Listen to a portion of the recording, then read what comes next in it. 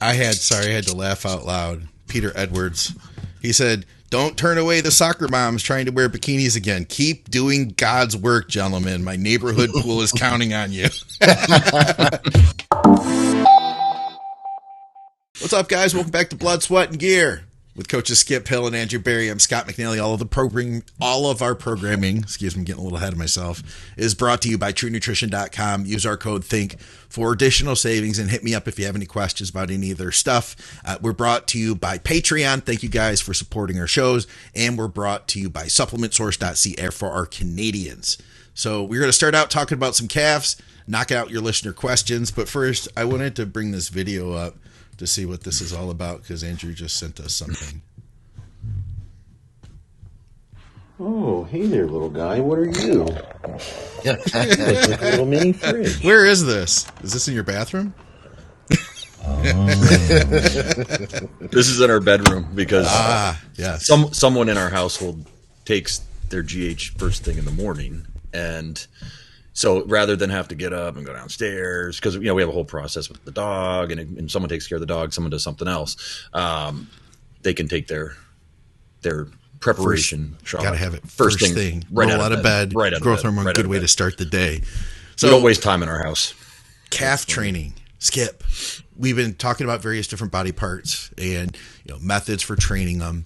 We've had some people asking about calves, and I want you guys to lay it on me. What are your thoughts? I've got a few ideas I'd like to share with you, but I want to hear what you guys have to say for calf training. I think the first thing to note is if you're listening right now and you go, "Oh, calf training, that's boring," you need calves. Because no one with calves thinks that calf training or having great calves is a bad idea. So they aren't needed on stage like they used to be.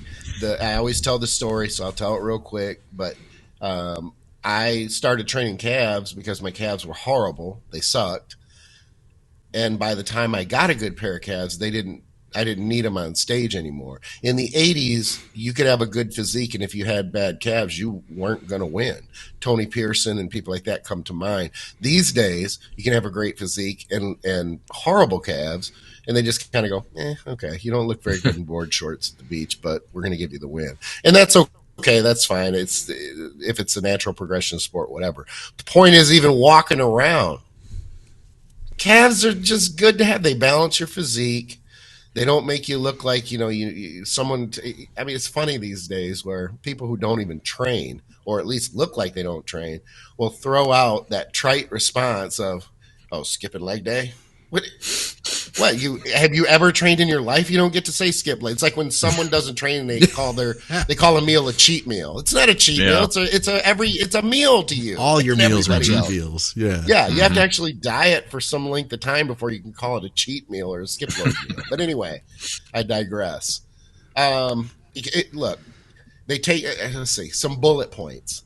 Obviously, they take forever to respond. They take forever to grow. So if you want good calves, number one, you better plan on pain, incredible discomfort, frequently, because they do recover relatively quickly. So you can pound the crap out of them, and should. And it's just going to take a long time. They're going to be growing, but they're going to grow in grams. So you're going to have a hard time seeing that growth until one day you think, "Oh, my calves are getting pretty good." But here's the catch. Your calves aren't good until people repeatedly tell you that your calves are good, or they ask you what you do for calves, like, say, Scott McNally.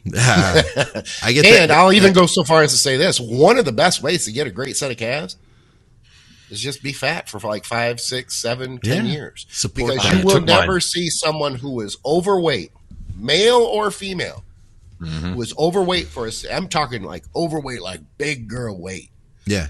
Not have good calves after they lose weight. You can see, you look at your 40, 45-year-old guy, white guy, mowing his lawn in those white New Balance that are stained with, like, they've got grass stains on them. His calves are probably big because he's overweight, because every white guy in his 40s is overweight if they don't train. But he's got really good calves. So it takes a long time. I mean, there's minutia there's details, but I don't want to go, 20 minutes at a time here. So Andrew, throw in. What do you think? I totally agree that you got to train them. You got to train them frequently. I think you got to progress with your calf training. And what I mean by that is, let's say you're starting out training and you're like, okay, I'm going to start training my calves today. Don't start training them 6 or 7 days a week today, because you'll give up after the first week because you can't walk, right? Yeah. So I think a good progression is, okay, you're going to do 2 calf sessions a week, whether before or after your training, whatever gets it done, and then maybe 2 weeks after that, you add a 3rd session. And then 2 weeks after that, add another session. And I think 4 is kind of the magic number, 4 times per week, or, 4 out of your 5 training sessions. If you're training 5 days a week, usually put them on the days that, like let's say your leg day is a 2-hour leg day. I would put them on the 4 other days that I'm training, because obviously you're going to be adding another 10 to 12 minutes to your training session. And calves are usually an afterthought for people. We've all been guilty of being like, oh, I still got to do calves. I'll do them next workout. Yeah. So I think either program them in early, or be the kind of person that sticks to your plan and gets them done. I also think that there's a variety of methods to train your or that can build your calves, whether it's doing more of like a DC, 10-second stretch in the hole for, 8 to 10 reps, versus doing like one set of 100 reps.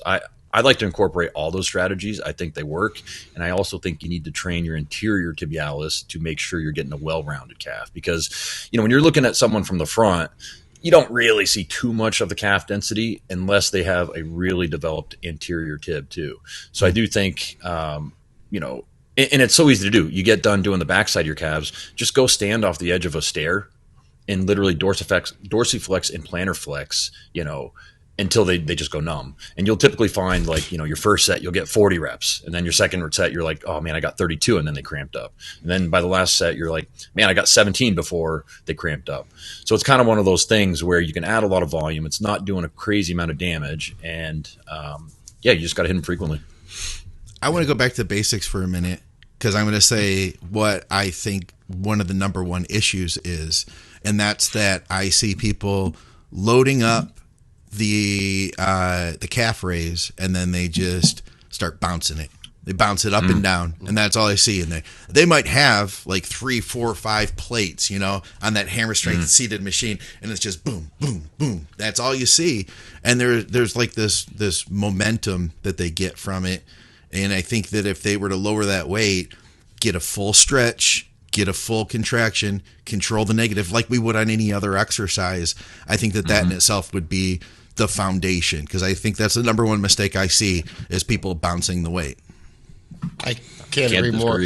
Yeah, and I think too, it's kind of a funny thing, because how many times, if you see 100 people do that, how many of those guys have good calves?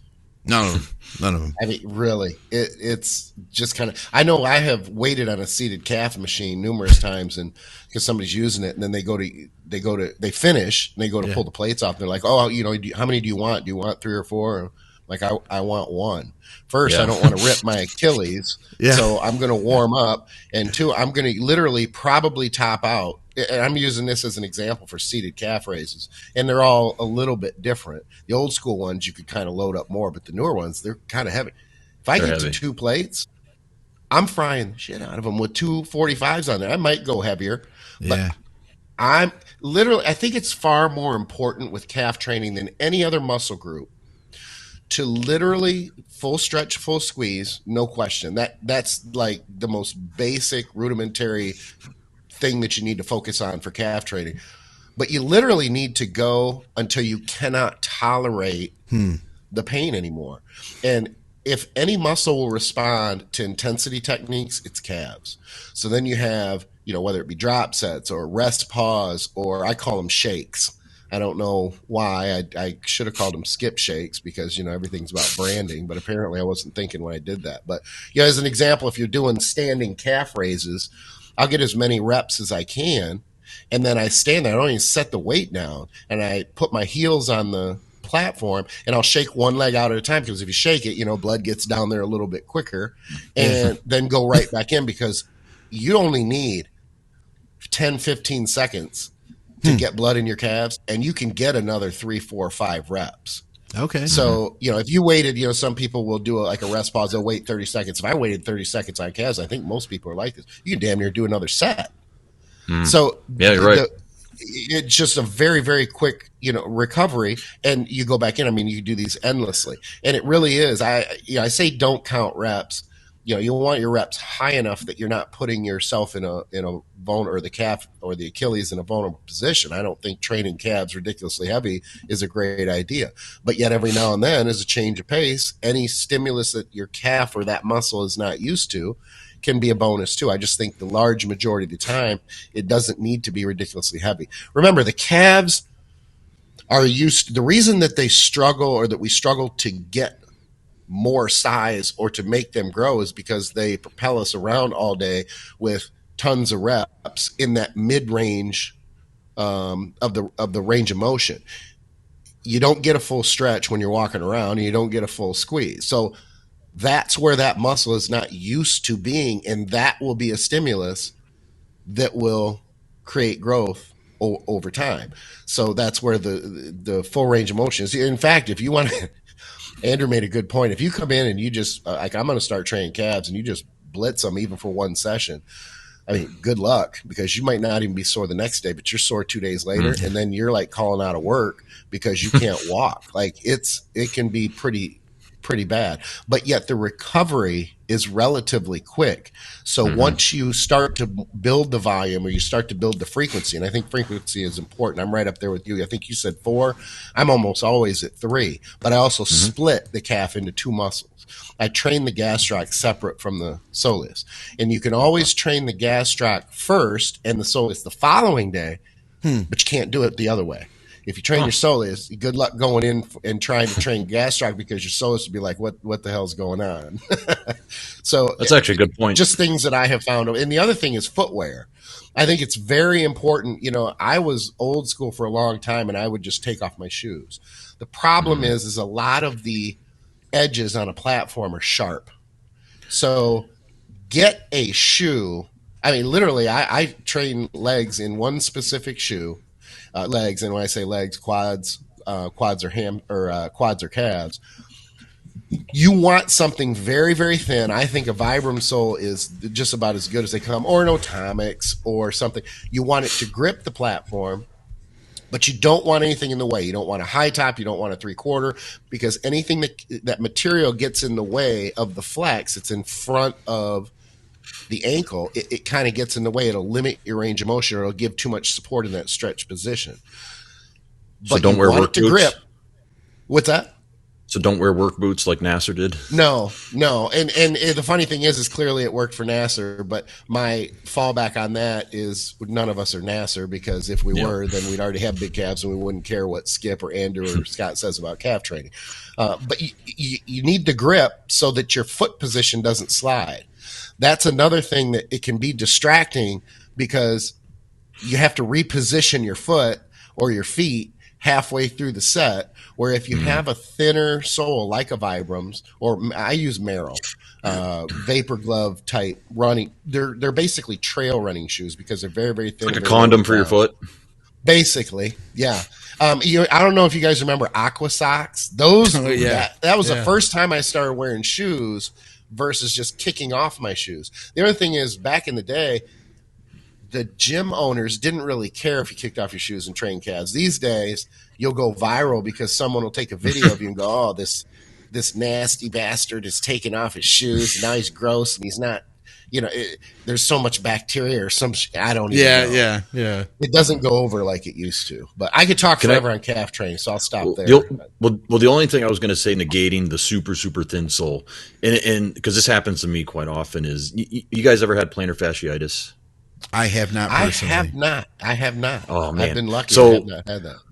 I used to get it all the time when I was younger. And then over the years, I started to get it, especially when I was getting really lean and training calves during prep. Because I'll be honest, I put a lot more focus on calves during a prep situation than I do in the off season. In the off season, it's 1 to 2 times. I mean, that's like everybody, right? Like it's 1 to 2 days, 2 max in the off season. It is the last thing I do before I leave the gym. Whereas in a prep situation, it usually is the first thing I do while warming up.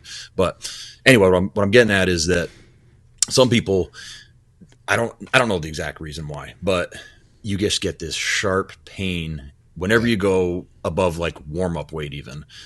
in that plantar region, and it's almost like the muscles there are just like tearing apart. It's incredibly painful, and usually you have to get off and like just rest your foot for a minute and maybe adjust your foot position a little bit so that it's not as advantageous to the stretch, and then hit it again. So you're kind of cutting off some of your range of motion. That's the only and I do find that wearing more of like a sneaker helps mitigate that, but again, it's because you are not getting the fullest range of motion like you would with the super thin sole. Right.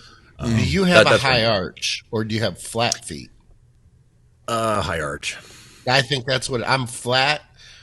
My foot it's terrible. So I wonder if maybe that's. What about you, Scott? You have flat feet? I have good arches, is what they're considered. Oh, no kidding. Okay. Yeah. All right. Then it's kind of 50-50 then, because I was starting to think, maybe it has something to do, because I've never had a problem with it. What about cardio? Maybe cardio flares that up, that inflammation. It's quite possible. I'm sure that doesn't help. Yeah, I'm sure it doesn't help. Quite possibly. But here's the thing also, because I experienced it maybe a month ago when I was training with my buddy down in Florida, and it was the first time I'd had it in a while, and I wasn't really doing any cardio other than walking outside in some really good sneakers that really, support the arch. And it kind of surprised me that I got it. And it might have been due to maybe not training my calves as much as I should have been, that kind of thing. I got to say, like, I'm very disheartened with calf training right now, because I think I've told you guys before, due to a nerve issue in my back, my left calf is pretty much all disappeared. The gastrocs, like, I could show you pictures, like my right one is still like boom, and then my left one looks like, like the guy that she tells you not to worry about versus you, it's one of those kind of things. It's actually a major depressing thing for me, because my calves were something that I used to really take a lot of pride in, because I used to bang them out 4 or 5 days a week, and they were bulging like massive calves, and I'd get compliments on them all the time. Doesn't Rachel tell you that size doesn't matter? I mean, my wife tells me that all the time, so I don't. Yeah, exactly. Hey, before we moved on, I know that John Meadows was just insane. I was going to go there. Yeah, I was just going to go there, because John was the guy that made calf training important and cool again, right? Yeah. Because he would always show you exactly what he did in his workouts, and I actually wanted to go over a few of those workouts if you guys. Yeah, that's what I was going to ask you. Yeah, exercises I think are important. Yeah, so like, and honestly, it's not just the exercise; it's how you do them, right? Because you could use these same the same setup, regardless of whether you're doing a seated calf, you're doing it on a leg press, you're doing it on a standing calf, whatever it might be, right? And one of the main basic workouts that he would have you do is like 10 full reps, and then drop down and do 10 partials out of the stretch position, and then finish with a 10-second hold in that stretch position. And that would gas them up. Three working sets of that, and you're walking around with like bowling balls in your calves. Like you could feel the blood in there for the rest of the training session. Yeah. That's a very standard one. And usually he would kind of ramp up, like maybe after 3 weeks of that, okay, we're going to add a 4th set of that, or maybe we're going to add a 5th set of that. And always supersetting like some form of tibial raise in between there. Yeah, he always did that too. Always. And that's why he had such great calves, because you're not just going to train your bicep and walk around, right? You want your arms to look equally developed on all angles. So you train your bis and your tris, right? Another workout. And when I write this down for people, they're like, oh, this will be easy. And it's a 100 rep set after you warm up with like 40% of your 10 rep max, right? Okay. And the caveat is, so you go to failure and you rest, like Skip pointed out, like for 10 seconds, shake them out, and then you go again. So you might start out with like 32 reps. You take that 10 seconds, and then next set you're like 16 reps. And then it starts to dawn on you like, oh shoot, this is going to be like a 5-minute set, because you went from like 36 to like half, right? Like, and then you take your 10 seconds, and then you get like 11 reps. And then the despair sets in. You're like, oh man, my calves are screaming, and I'm not even halfway done this thing yet. So anyway, 100 rep set, 40% of like what you would normally use for a 10 rep set, 10-second breaks when you absolutely need to. Another one, and this is one, I would say I kind of took this one from inspiration from Dante, but doing like an 8 to 10 rep set and doing a 5 to 10 second stretch in the hole every single rep. So the emphasis on this set is that stretch, right? Like the contraction, great. If you can get it all the way up, awesome. But the main thing is living in that stretch position for like 40 seconds. I think that does a great job of stretching the fascia to give your body, give more room for more future growth when you're doing more of the volumizing stuff. What else? What other workouts can you guys think of that are kind of, what do you guys It's funny like to that do? you say the 100 rep thing, because back home in my basement gym when I was a teenager. My buddy and I would do donkey calf raises, old school, because that's all we really had to do. And we would do the same thing. And it was kind of just a quick story, but it was funny because my girlfriend at the time was there. And she was sitting right next to me, and we're doing this off of like cinder blocks, right? And I get to like 52, and I'm screaming because, you know, I'm hardcore. And she reaches out and puts her hand on mine, and she goes, Ken, because she called me Ken then, because I wasn't Skip then. So, but Melissa calls you Skip now, right? No, my wife hates that moniker. She hates it. But she put her hand on my hand that was on the bench. She goes, Ken, you can do it. And I looked at her like, bitch, shut up. Like, what are you saying? Like, that is no motivation for you can do it. Like, really? Get out of here. We're trying to train. Anyway, it's just kind of put your hand. Always, yeah, put it on my, like, she's being so sweet. Like, oh, you can do it like that. Oh, anyway, whatever. But I'm trying to be tough here. What are your guys' favorite? Because I do have a favorite exercise that I think, like, let's put it this way. If there's one exercise to do for calves, you can only do one for the rest of your life, what would you do? And you can't, well, I mean, you can. You could say standing calf raises because it's like the bench press of, you know. Are you talking about like a particular machine, or are you talking about? Yeah, pretty much. Or just any type of movement. Mine, why you guys are thinking, I'm going donkey calf raise because I like the donkey calf raise. Or even the flex. If you can find a flex, they have one at Animal House in Milwaukee, and it is even better than the Icarian. But because of the bent position, you have the calf and the hamstring in more of a stretched position. But here's the catch. Too many people, and they do this a lot when they go heavy even on standing calf raises. The more you bend at the knee, the more you're changing and pushing that. You're still working the gastroc, but the more bend at the knee, you're pushing more of that work to the soleus too. So I don't want to say lock them because that's a dangerous move and people be like, eh.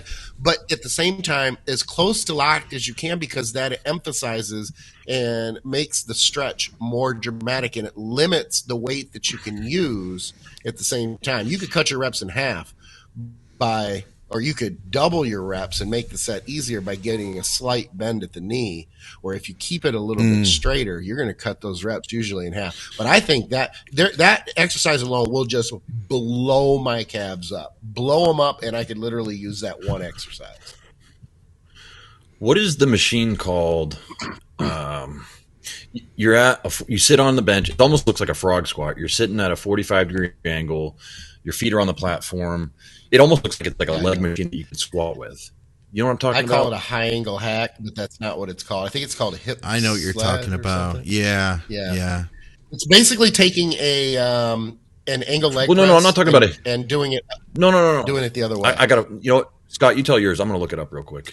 I don't have one. I would say cardio is literally all I've ever done for calves. Like, if I do calves, it's literally like once a year. Swear to God. That's it. At least me, I'll just speak for myself. I just hate you because I have spent so much time over the years. Trey, you and Mike Matarazzo. I'm like, how does that? My brother and my dad have great calves. I always look and I go, God, I got my mom's shoulders, her shoulder width and calves, and that is just not even fair. Victoria took this picture one time. Let me see if I had it. I tried to find it here. This was literally after doing cardio. Oh man, where is it? I just downloaded it, I thought. Oh yeah, here it is. Do you get bad shin splints? This is just doing cardio calves. Jeez. So that was, what's funny though? The issue for me was that my calves grew faster than my quads. So there was a point that like down around my knee was like the same width. Yeah. And, like lower quad was like the same width as my calves. And that's why I still have basketball shorts. Yeah. Everybody will think your quads are doing. You were having a hard time getting your knee sleeves on because they couldn't get over your calves, right? Yeah. Yeah. Oh yeah. I put them on inside out. You know, they're not as big as they used to be now, but I put them on inside out and then flip them over it. Man. Well, so what you just touched on, they're not as big as they used to be, but you know darn well that if you started attacking them again 4 days a week, or just doing cardio, like you mentioned, or Skip, if you're not training them as much right now, hitting them again with I feel like that's the muscle group that you could literally dramatically change in like 1 to 2 months. I think you're right. Yeah. And they volumize so quickly, and you're just like, maybe it's to begin with. Maybe it's the inflammation, but it's like if you get on a regular habit of training your calves 3-4 days a week, within a month, you're like, oh, wow. Like you can see substantial growth. Yeah. All right. You get that picture, Scott? Oh, no. You get that picture? I just sent you. See that. I was talking about the one that you actually do for quads. That's the same thing, but it's got a bigger platform. But it's basically the same thing. That one's just for calves, and it's a great piece. That is a cool machine. I do like that one too. Yeah, they're not very common. You're not going to find those in. You're going to find it in 1 out of 15 gyms. Old school gyms like that one right there. Yep.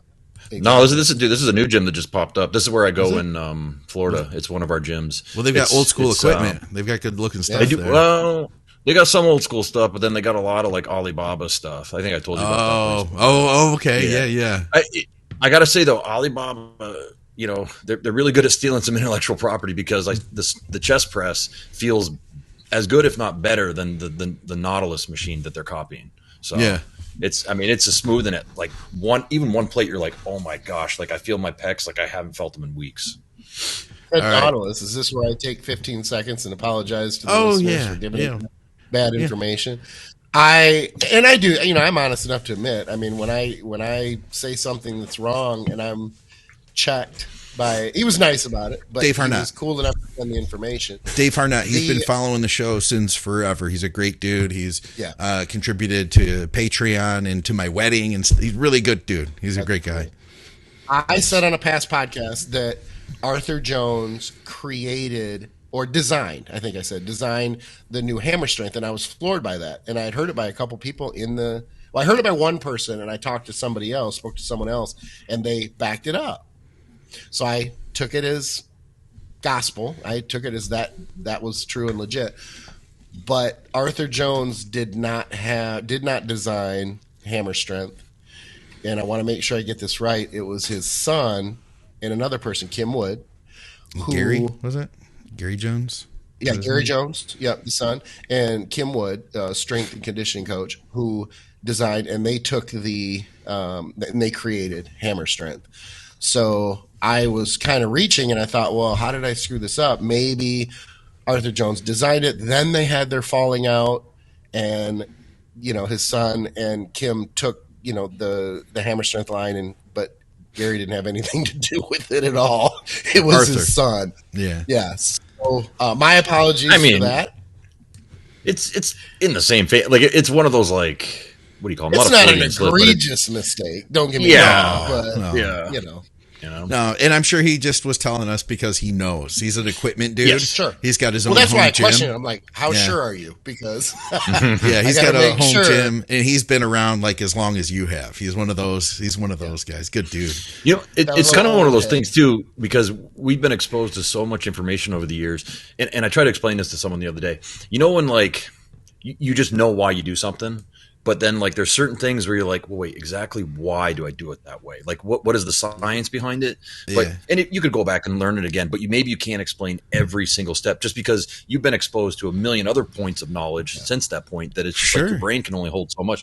But the track, and like, it's kind of like learning how to walk, right? Like, you know how to put one foot in front of the other. Well, okay, I know how to get you lean. I know why we're doing this, but can I explain it exactly right now? Let me go back and look up all the enzymes involved. Sure, I'll put it on paper for you if you're that interested. Yeah. All right. Let's see what we got here. We got a bunch of listener questions. We probably won't get through all of them. I think I have like a dozen of them from Patreon, actually. But I figured a good place to start would be with this one here. Actually, that's not the one. How about this one? I thought I had it. I moved my thing. All right. We'll just start here with carbohydrates. It's not the one I wanted, but we're going to answer it anyway. Dakota had said, can we get a breakdown on why some carbs are bad?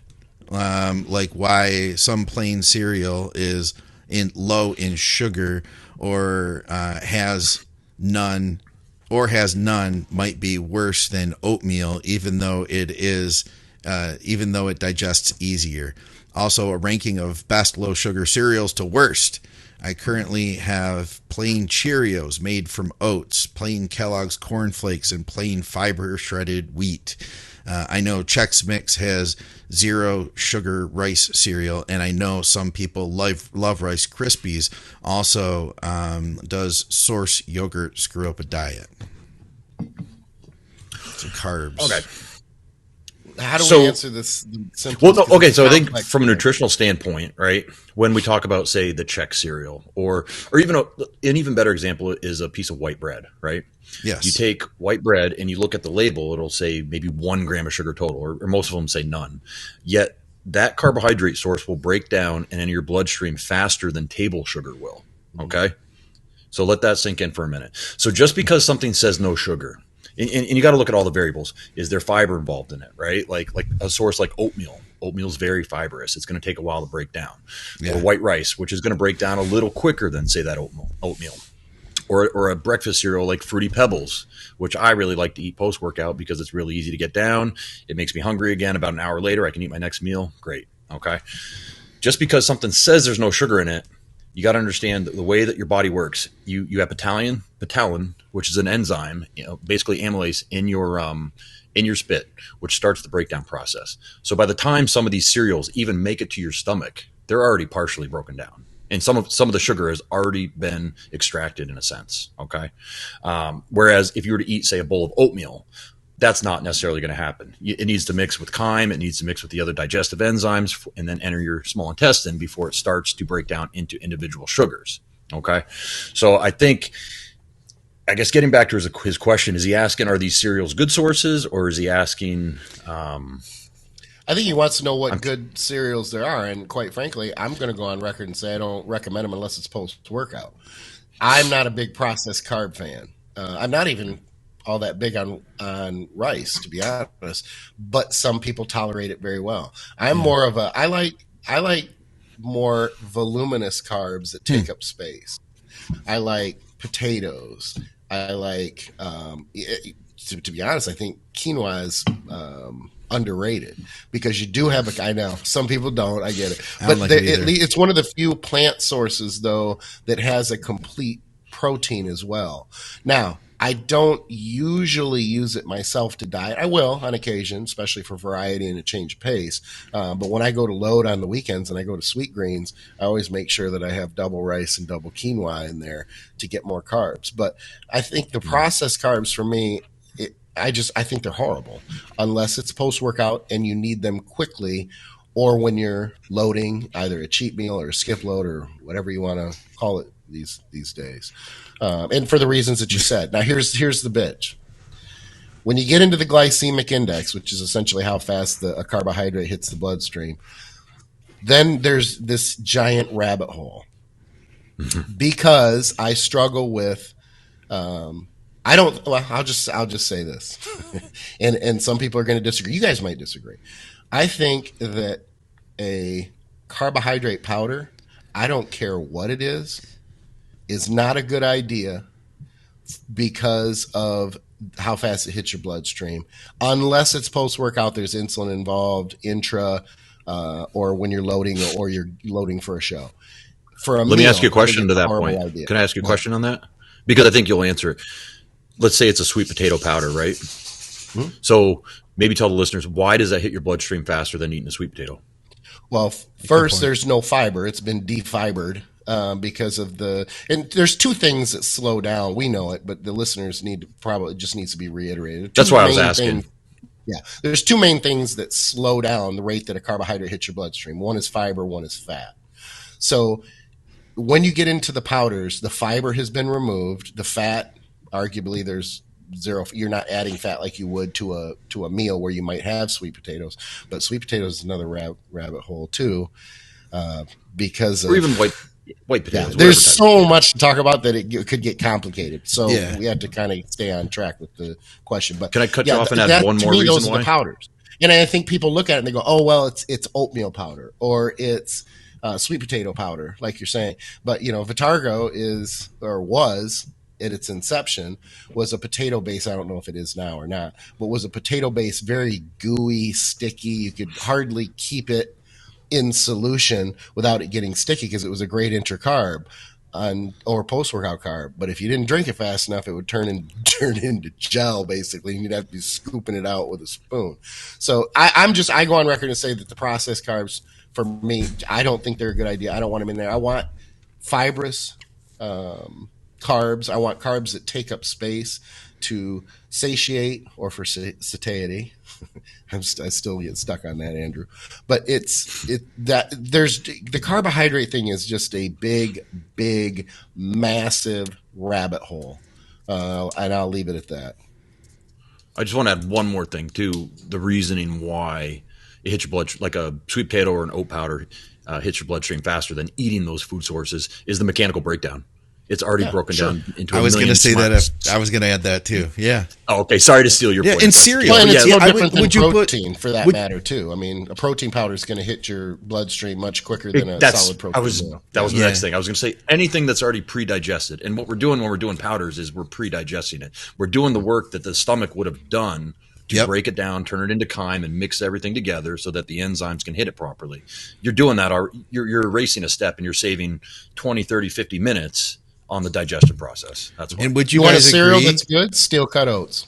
Sorry. Would you guys agree that cereal, like even like Chex or what do you say, Cheerios, it's still basically powder. It's just been reformed into little, shapes. So it's still the same thing. Very good point. Yep. I'll also add to this though, like just because of what we're saying about a particular carb source, or if you're doing something and it's working, then it's working. Sure. And don't mess with it. You know what I'm saying? Like, because I know people that, I know people that get away with, drinking like Gatorade as some of their carb sources during a prep situation because their carb load is still so high. Yeah. We would be like, oh, you're drinking sugars for your carbs. It's like, well, it's working for him. He's getting in shape. Why would I do anything different? And it's palatable. He likes what he's eating. It keeps his stomach in. Whatever the reasons it might be, it works. And that's the bottom line. I think with bodybuilding, we have all these science experts, and especially with training, with all these kids that come out with these videos about, I think you were talking about earlier, Skip, in text message about if I see another kid do a one-arm pull down with like this perfect form, right? Where he's missing the whole sense of like, wait a minute, like just work hard, train your back from a variety of angles. So I'm just getting at, if it works for you, disregard anything we're saying to the contrary. Yep. Agreed. All right. We got some more. We got a couple good ones here. We got one from Chris, and so far these have all been from Patreon. So thank you guys for your support. It says for BSG, I want to look my absolute best for an upcoming class reunion in early August. Beach bar. I'll be wearing a muscle stringer and short shorts.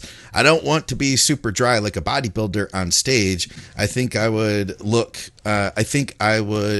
look way better being full, vascular, and pumped up and give the illusion of looking big as a house. What would you recommend how to approach this with diet, training, drugs, etc.? Like, would you peak for the event? Thank you for taking the question. Why don't you hit it, Scott? Me and Skip were just talking the whole time. Why don't you tell us what you would do? The whole time. What? While I was reading that?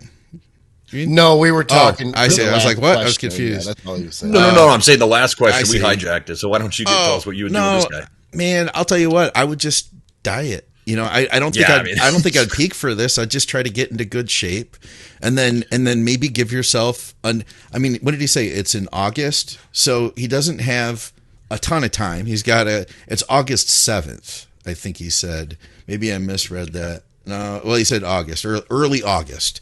So if it's June right now, he has 2 months. So I guess he has a good amount of time I just work on getting the fat off, and if you wanted to run gear, it would depend on what his experience was, right? If he's a guy who's just been on like TRT, maybe add in a little bit of mast, and you could even add a fat burner into this or something, and you would get in better shape. And then, what the mistake I think people make is that they are afraid, and this goes with contest prep mostly, but I think you could see it in this situation too.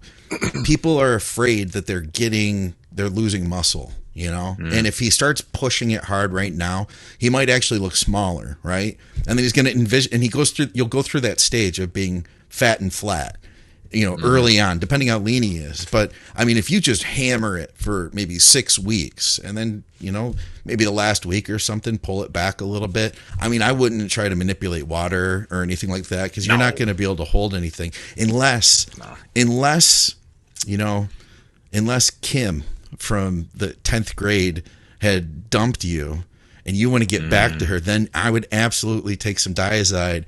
I'd work harder. I'd use T3 and Tren, come in absolutely peeled. And then when she wants you, I'd just turn around and go the other way, Go sleep with a friend. Go sleep with Kim's friend that night at the beach barbecue. Yeah. Well, and that's why I want to piggyback off this real quick. I'm going to be the dick.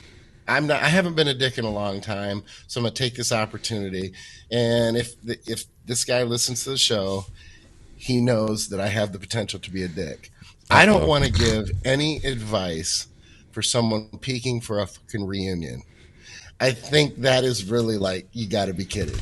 Well, should I? Yeah, should I? Even? Yeah, no. The answer to me is just unequivocally no. And I'll give a few pointers. Number one, what you should do at a reunion is you should go in shape and downplay it a little. Because here's the thing.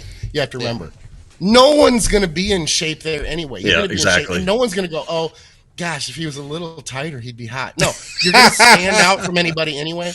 And you don't want to run a bunch of gear, because what are reunions for? They're to go to try to get your ex-girlfriend naked again.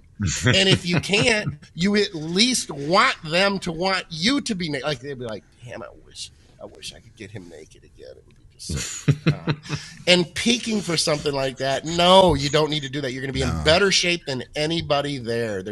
No one's going to notice the 1 or 2% that you would spend all that time and potentially gear and everything else. Do what you normally do. Get leaner. There's nothing wrong with getting leaner. But as far as water or anything like that, no. Peak for a show. Don't peak for. Well, it wouldn't do anything anyway, right? Unless someone was, into that 4% body fat range, and I get people that want to do this. I'll give a secret away. People that I'm getting ready for a photo shoot and they're in the off season and they're like, can you help peak me for it? I'm like, sure. So we might manipulate water, but if you do the math on it, they're literally drinking the same thing I had them drink every freaking other day throughout the whole prep we did. It's just the fact that they're manipulating it a little bit. Okay, now drink this water earlier in the day. Now we're going to cut it off a little bit. But then I want you to drink a little bit more before bed. That's going to top you off. Little things you do to phrase it, because they want a peak experience, but it's there's nothing to peak here yet. You're not in the kind of condition where any real manipulation. Actually, I'll go as far as to say, if we did actually try to manipulate, you're probably going to look like you're holding water, and it's going to look worse because you're just not in that skin thin condition you need to be, where it would warrant adding in Diazide or warrant adding in water manipulation and sodium manipulation and whatnot. And then same with vacations. You'll get people occasionally that are like, hey, I want to peak for this trip. And then, if you peak for a trip and then you're going to be on a cruise ship drinking for 5 days, how's that going to work out for you? You know? You're gonna be it's what day do you want to peak for? If it's a 10-day cruise, right. Someone's gonna be like, "There's some false advertising going on here. You look way different than you did on day one." So we would say just get into the best shape he can. Get peeled. Gear, we can't really say. If you're a gear guy, then maybe he's going to want to run gear with that. Because I'll tell you what, I'll say this. I've known people that it's well, does he need to run gear for this? He doesn't need to. But there are people that just want to do it. And that kind of ties into our next question, too. And you know what? If it motivates him, there's going to be a thing. Some people get really motivated. Maybe he's going to work harder. I say more power to him if he wants to do that. Everybody's going to do that for a reunion, though. They're going to all do. The women are going to do the half a bologna cheese sandwich and one Oreo cookie diet for 5 weeks, that sort of thing. The guys are going to be pulling their stomach in and holding their chest out a little bit further, holding their drink real hard to flex their. The reunions are so douchey anyway. It's kind of funny. I want to know who set this reunion up on a beach. It must be someone who's very it must be a bodybuilder or competitor. It was this guy. This guy is the president of the class, and he set it up exactly. That way. Let's do it on a beach. That's good shit. All right. How about this one? This is a good one. Still from Patreon. Do you guys look down on guys that do cycles, heavy stuff, that don't compete and do it for lifestyle. Gym bros can be very serious too, like myself, but like me, I don't give myself on diet 100% every day, because to me, going on stage should not be an excuse to do a heavy cycle. I see some guys here use this excuse. On the other hand, I believe there is something magic about competing and doing 100% before going on stage. I don't give a shit. No, I don't. I don't care enough. Feel like, I think we're on the same page. I bet. I don't care enough what someone else is doing. If you're one of my clients, I care. But if unless I know someone's doing something just so outrageous that you hear about, you're gonna hurt yourself, dude. Like, if you're running 3,000 mgs of tren, I'm probably gonna say, dude, that's not a great idea. But do whatever you want, man. We had that other guy that we were kind of ripping on, on the last episode, or maybe the episode before that, I can't remember, but he was like, you guys don't want to, you guys don't think that, people, average guys should run a ton of gear or whatever, remember something like that. He also used the word like noble, like you guys think that you're doing some noble cause. And it's like, whoa. We all know what we're doing. Like we're doing a beauty contest. Like, we all agree on that. Like, we don't think we're better than anyone else. We don't think we're doing anything more noble or more moral than anybody else. We're just living our lives and trying to achieve the outcomes that we want to see on ourselves and our clients. And so the way this guy was coming at it, I think he just was a troll and he wanted to try to pick something apart on us. Because I didn't see any accuracy in his comment. I just thought it was kind of unfair because I just don't see us as ever doing that. But apparently, but if somebody wanted to run a bunch of gear, I mean, like you said, if they were, I wouldn't feel good about it if they were harming themselves. But like Gary too, we just interviewed Gary Turner. Yeah. If Gary was like doing a bunch of stuff that was super hurtful to himself, then I might be concerned too. You know what I mean? Just for like, he is competing, or you guys, or anybody. You know what I mean? It's like, is it my place to judge him though? Is it my place to judge him? Not really. That's more the issue, because if he doesn't ask, it's not. That's how I always look at it. It's not my business if they don't ask, because whoever it is doing their own thing. And I can't stand when people are in my business or they question me or they're concerned. So I can't be a hypocrite and turn around and project that onto other people. Do your thing. Leave me alone to do my thing. Don't judge me. And I'm going to leave you alone to do your thing. And I'm not going to judge you. To each their own, whatever. Do it. Do what you want to do. Yeah. Okay. Like, get ready for a reunion. I got a fun one, and I asked Ron and Dusty this question earlier today. What's the biggest load of nonsense bro science you've heard from a reputable coach? All I can think of is the George Ferris seminar with Kai Green sitting next to him, talking about wasting a workout if you have post-workout carbs because of the GH release.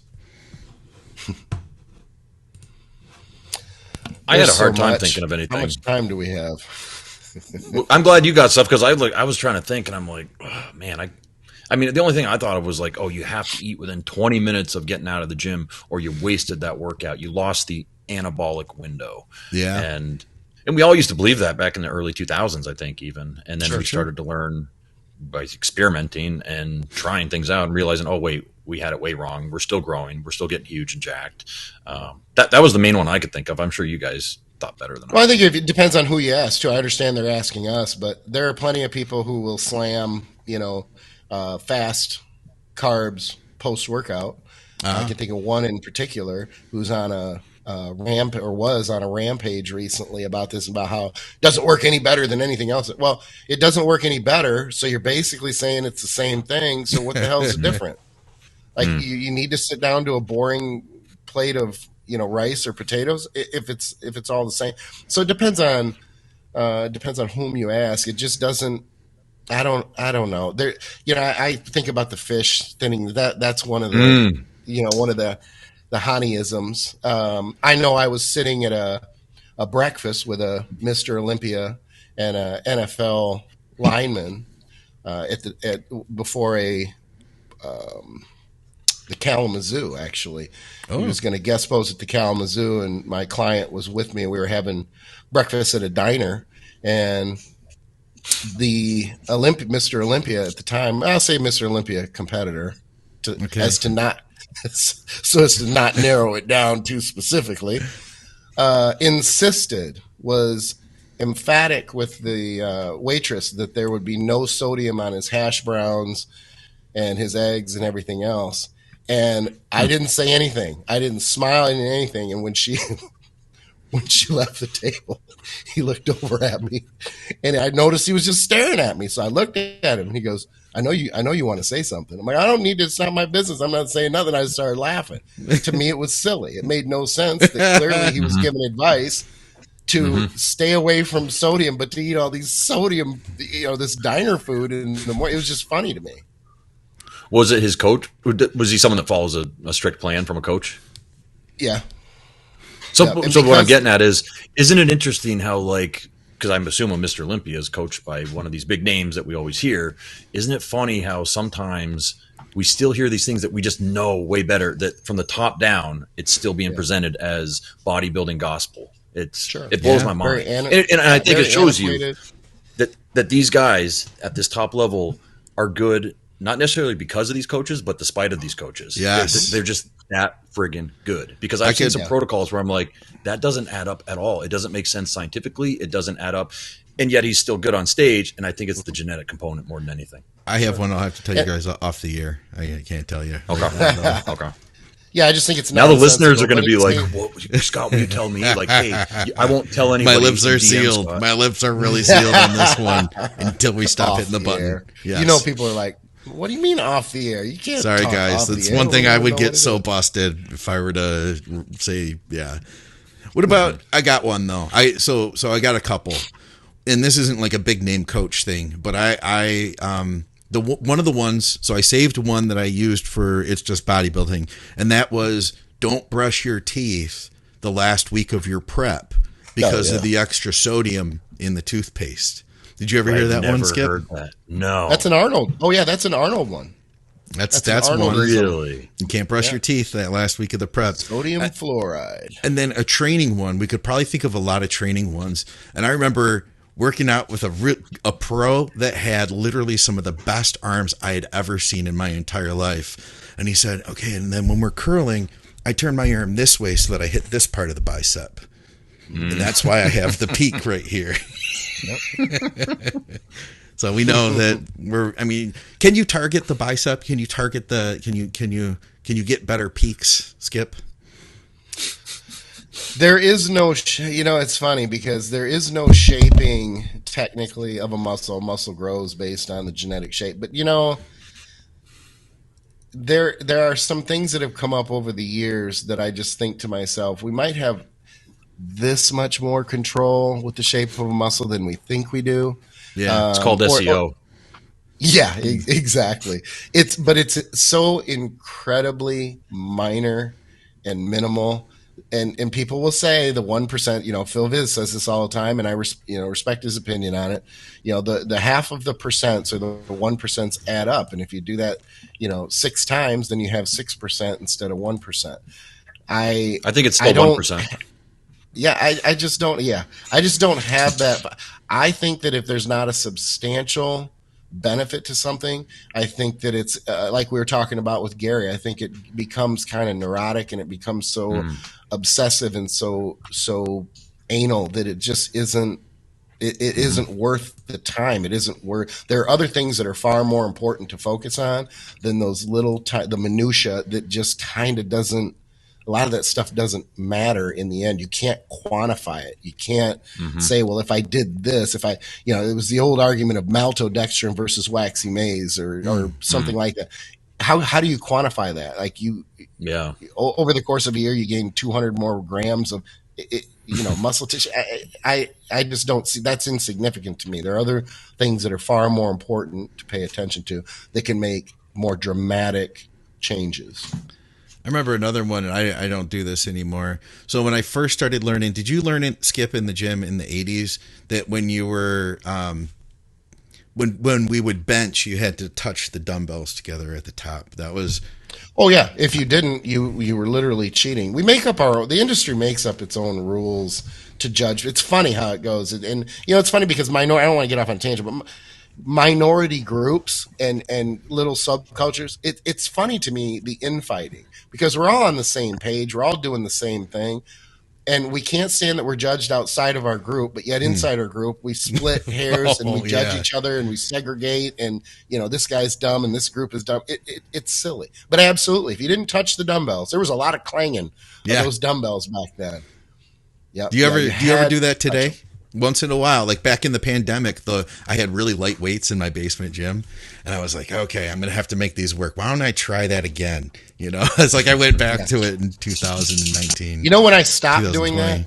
When? We had hex dumbbells, and if you banged them together, they would chip off and they would land in your fucking eye. In your eyes. Yeah. The paint would come off. So I was like, this is a bad idea. I'm not doing this anymore. This is stupid. I'm going to choke on it. Lateral raises. In my mouth or in my eye.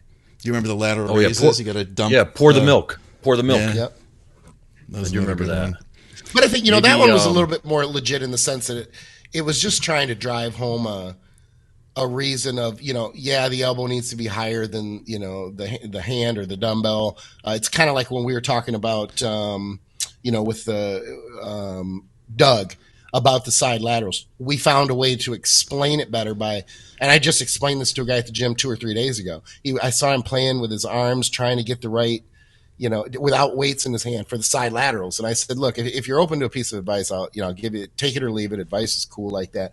And I explained to him about trying to touch the wall to the side versus taking them up to the ceiling. Take them out to the side. They'll come up. Yeah, that was did a couple sets. He's like, "Oh wow!" So those things on the surface can be like, "Oh, that's kind of a silly explanation." But if it drives something home for somebody that they walk away with a different feel, then okay, cool. That one stuck with you, huh?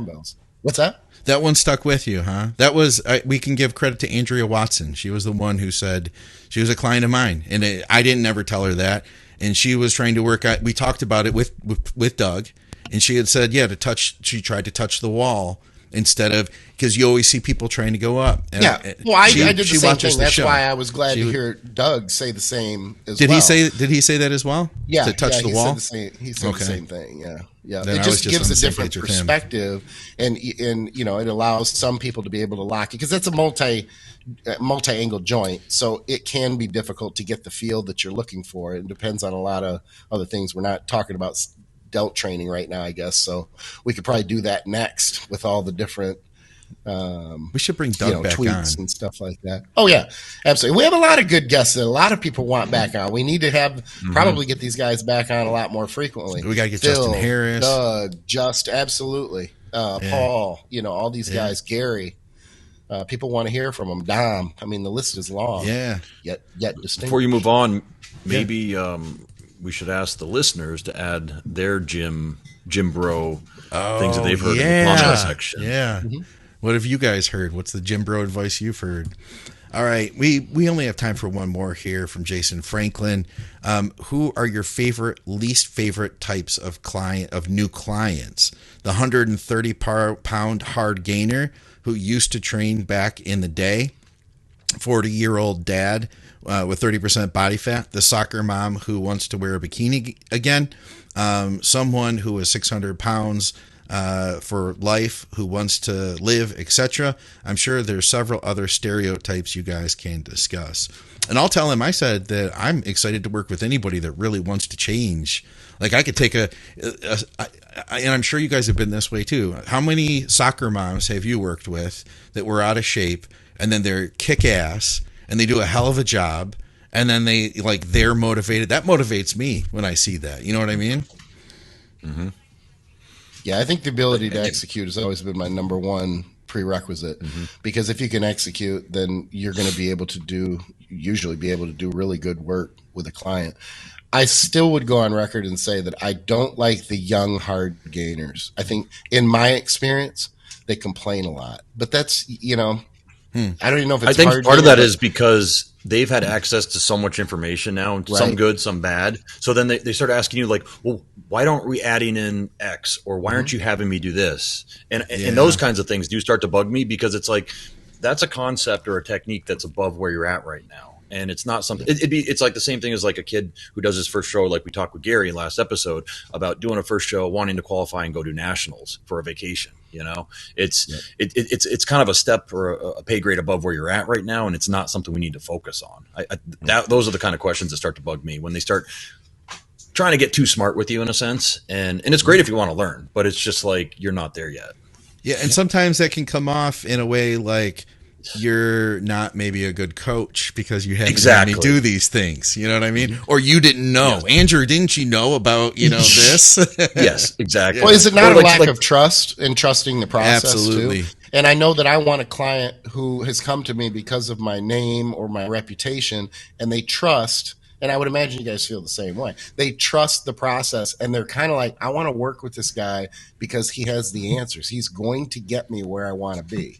And with those younger kids, they do. You hit the nail on the head. They have a lot of information at their fingertips, and I sympathize with them a little bit because they are kind of wading through that giant sea of turds, and they're bombarded with information, and they don't know what is good information and what isn't. I always say that's why you're hiring me. Right? Because I've been probably that kid where I was. Maybe I didn't have a coach to talk to, but I would ask those questions of myself, and we had to learn right through the process. Like, oh, I don't even need to be thinking about that yet. I don't need to be thinking about using growth hormone on my first year of training. Maybe a little bit of testosterone is the way to go. I mean, I think our eyes always probably get big when we get an inquiry from, say, like a guy or girl who you can tell has superior genetics, and you're like, okay, like this is going to be kind of fun to see where we can go with this. That's kind of a personal thing because we all want to excel within the bodybuilding world in terms of our coaching prowess, putting athletes on stage that are going to be going to nationals, going to the Olympia, going to the top shows, right? But I'm with you guys. I think hard work, ability to follow plan, follow directions, those are I don't genetic screen. It's really like those two things, and we're going to gel really well together. I had to laugh out loud. Peter Edwards, he said, "Don't turn away the soccer moms trying to wear bikinis again. Keep doing God's work, gentlemen. My neighborhood pool is counting on you."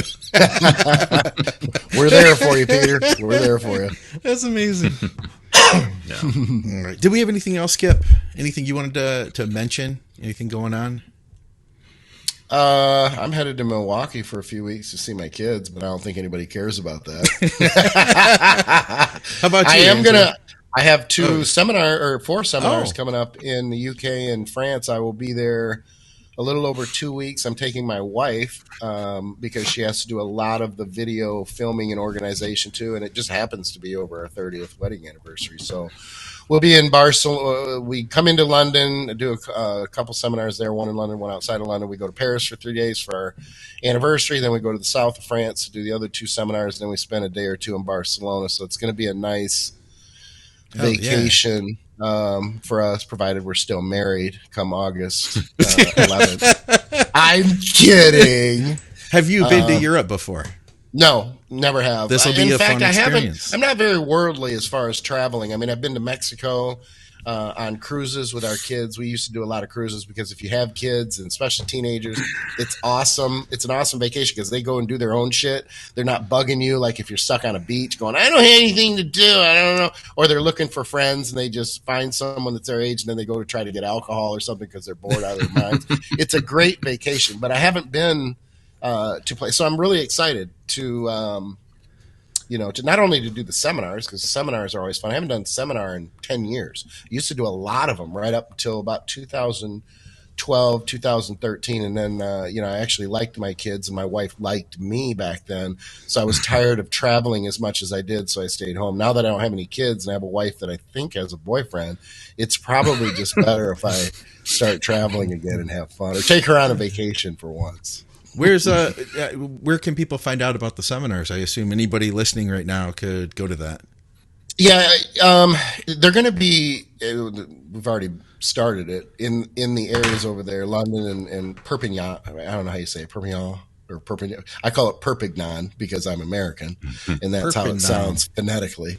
They're going to do. They're starting the advertising and stuff over there, but everything's going to be on social media. It's going to be available on YouTube because obviously I'm going to video it and everything else and use it for business, nice. Marketing and PR and stuff like that. But that won't be until after I get back. get but that. people that are it's there, all through Elite FTS too. Oh yeah, okay. everybody there. But they're I don't want to say they're handling it. I'll be advertising and putting it out on social media. But at the same time, the connections that I have there are going to be. I'm relying on probably 90-95% to get the. So you're saying you don't want to mention it here? You don't know? You have a podcast. No, well, with thousands of people listening. But you no. I definitely will hear. But I also doesn't share his own podcast. I don't have the specifics in front of me of what the gym names are, where I'll be doing it and stuff like that. He has people that handle that, Scott. I see. That's what he meant. I'll talk to my people, and they'll get back with your people, and we'll go from there. My people is me. So yeah, have them get to me. Well, because we'll put links to that stuff below. People can for all the shows leading up to that point. That way, because we do have listeners out there, and we might, who knows, it might only be a handful of people. You might get a bunch of people listen to the shows that are like, man, because this would be the first opportunity ever for some of these people to get a chance to hear you talk in person, especially for people who've listened to the show for years. It'd be a cool opportunity. Yeah. Did you guys know you can't talk about gear in France? Did not know that. Really? They have they have stricter laws over there than I thought. France will limit the internet accessibility to some degree based on the content of websites. I did not know that France did that. They don't have a First Amendment like we do. No, apparently they don't. Which is, I guess I was surprised because us, the United States being so close with France, that I thought we had more parallels. But again, that comes back to my lack of knowledge from not being very well traveled and that sort of thing. So you can get in trouble for melanotan over there, I guess, too. I'm like, wow. You better do a front load. Yeah, I'm gonna come back pale. Yeah. It was looking like they were having another revolution over there. Have you guys seen that stuff? When I was in Germany, actually, Paris was I couldn't bad. go. Yeah, that was when I had considered going to Germany or going there from Germany because it was only a few hours away, but there was no way at the time. They were just mad in Paris because the government was trying to increase by 3 years, and someone will correct me because I may be off of it, 2 or 3 years, the retirement age. So they took to the streets. Oh yeah, they already only work like 32 or 35 hours per week. They have all these very, very. I don't want to say. I think it's a little deeper than that, but that's part. But on the surface, it's basically because of the retirement age changing. But you're probably right. Like I say, you know far more about. You guys both of you are far more worldly, than I am. So it's going to be interesting to see, to get over there and see the differences, and I'm sure it'll be a stark contrast to the United States. Oh, dude, it's going to be a freaking awesome experience for you, I'm sure. Yeah, it'll be a lot of fun. The people putting it together, my clients that are helping me over there, are awesome. Nikki in the UK, she's awesome. She was just here for 9 days. I'll be over there, spend time with her again, and she's helping huge. And then she's going to be back here for the Amateur Olympia in October. We laugh and say by the end of the year we probably won't be working together anymore because we'll both be on each other's nerves so bad that we won't be able to tolerate each other. Oh, shoot. Andrew, when's Nate competing again? We're going to do the Vancouver Pro. Okay, cool. Van Pro. Awesome. Yep. That'll be great. So we actually booked our tickets for that 2 days ago, and he got a nice Airbnb. We're going to be up there. It's a Sunday show. We're going to get there Wednesday and be there through Monday. So, yeah. You guys will get to hang out. You have to go to Ron's gym while you're there. We're going to try. We're definitely going to. I think it's an hour away from the actual show. But okay. But I mean, we're getting there plenty early, so we have time to do that kind of stuff and dick around a little bit. He's actually moving down to. I'm going back to Florida Friday. He's moving down in 24 days, 23 days. Florida? He's moving down. Yeah, and then both of us we're going back up to New Jersey for Universe. Okay. And then what else we got? Yeah, we're like two peas in a pod this summer. We'll be going to all these shows together because now he's really building up his coaching business. He's got athletes that are doing national shows now, so now I got a travel partner, which is pretty cool. Oh, so that's fun, man. Yeah. Now, what about the O? Oh, you gonna be there, Andrew? Oh, dude, it's 2 hours from me. Absolutely. That's what I figured. I was hoping, because I know I'm going to be there. I'll be there for the amateur, and then I'll turn around and come back and stay for the weekend. But Scott, you're going as well too, right? If 3 of us are there, it will be. I think it'll be awesome. Yo, and it'll be a great maybe we should opportunity to meet people. Maybe we should get a BSG Airbnb. BSG. Airbnb. I'm not sure if I'm going yet. I haven't heard whether Mutant wants me to go. So if they want me to go, then and we're going to do it's just bodybuilding from the booth or anything. If they want me to be at the booth, then I'll definitely be going for sure. I might go anyway. So, but I have to figure that out still, and that's going to be you have right to pretend you're not, so that Mutant steps up and Yeah. That's a good call. I see. Yeah, it's well played. Yeah. Well played. No, but it would be great. It would be cool. We haven't been together ever. The 3 of us outside of the podcast. Exactly. Yeah, Scott and I did, but that was. I've never met you in person, Andrew. Have I? No, we haven't. We've never met in person. Isn't that fucking wild? Is that true? Yeah, we've never met in person. Wow. Yeah, I guess that never dawned on me. Funny how the internet works. You actually have to think about it and go, oh my God, I've never, because we interact so much and we know so much about each other that it's almost like, oh, we haven't met face to face. Yeah, when I saw Skip, he didn't even recognize me. Andrew, at the last year, you and your wife after the show, right? Yep. So I mean and that's the only time. And the last time I saw Skip didn't even know who I was. He was just like, "Oh, hey." Do you remember that? He's like, yeah, I'll give you my autograph later. I'm with my wife right now. 2 a.m. Well, I'm terrible with that. I'll see people that walk into the gym and I'll be like, oh, wow, that guy's kind of big. And then I realize, oh, shit, that's my friend Petros. Like, I'm just terrible. I am it's like too. An old age thing like that. But I saw you. Well, I saw you when we got off the elevator, which is that the time you're talking about? Yeah. And I didn't even, it's just funny that you spent that you were like, you went to go hold the elevator for me. You know, and you're like, oh, here, sir, or something random. At least you know I'm a nice guy without knowing who you are. Yeah. Wait, you guys had already been doing the show together. This was at Swiss last year. Yeah. We'd already met in person. Yeah, that's how bad. I told you I'm horrible with things like this. Horrible. You should just be like, I don't see out of my left eye so well. Like, I'm sorry, I didn't even see you there. And then his next question was, he was like, you got your gun on you? And I was like, yeah. And he was like, good, because I don't have mine. I flew. I'm going to be with you if any shit goes down here. Remember, I will carry it. If anyone's not living in Florida at the time, I will supply firearms for anyone coming to Florida. And you're just going to hand them out? Are you handing them out? We know by the end of July, we don't have the carry conceal here anymore, right? Isn't it the end of July? Nice. July 1st. It was signed into law April 1st, I believe it was, by DeSantis, that you no longer need a concealed carry permit to carry in Florida. So July 1st, fantastic. You're free to, if you're flying in for the weekend, you can carry. If you're resident, you can obviously carry. So yeah. I like the sounds of that. All right, let's wrap this thing up, guys, for another episode of Blood, Sweat, and Gear. Yes. Oh, one more thing. Yes. Both Nate and I are doing a seminar as well. Oh. August 13th at the NPC Vermont show, which is in my backyard up here. Nice. We're doing like a halftime. It's going to be more of a Q&A, kind of ask us anything, but we're probably going to lead off with some type of short segment to get things going. But so if you're in the New England area, choose between which one they want to listen to then, because I'm doing the first one on August 13th too. So are you really? Yeah, but no one's gonna.